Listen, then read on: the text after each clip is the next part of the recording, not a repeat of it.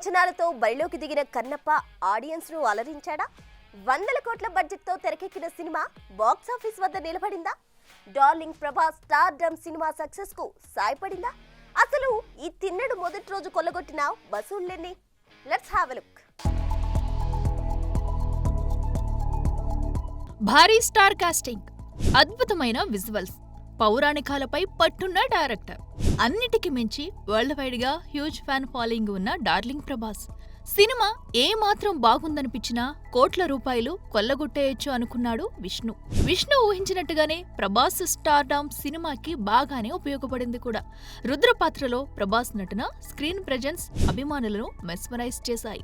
సినిమాకి వచ్చిన ఆడియన్స్ లో మేజర్ పర్సెంట్ డార్లింగ్ కోసమే వచ్చారు కూడా. అయితే ప్రభాస్ లాంటి స్టార్ పవర్ ఉన్నప్పటికీ బాక్స్ ఆఫీస్ వద్ద ఈ సినిమా కలెక్షన్లు విష్ణు ఊహించినంత లేవన్న సంగతి బాక్స్ ఆఫీస్ రిపోర్ట్ చూస్తే తెలుస్తుంది. దాదాపు 200 కోట్ల రూపాయల భారీ బడ్జెట్ తో తెరకెక్కిన ఈ pan India cinema break even మార్కును చేరుకోవాలంటే కనీసం 100 కోట్ల రూపాయలకు పైగా షేర్ వసూళ్లను రాబట్టాలి ఉంటుంది. ఆ స్థాయిలో కొల్లగొట్టాలంటే మొదటి రోజు కనీసం 20 కోట్ల పైచిలుకు సాధించాల్సి ఉండగా సినిమా చాలా కష్టంగా 9 కోట్ల పైచిలుకు వసూళ్లు మాత్రమే సాధించడం గమనార్హం.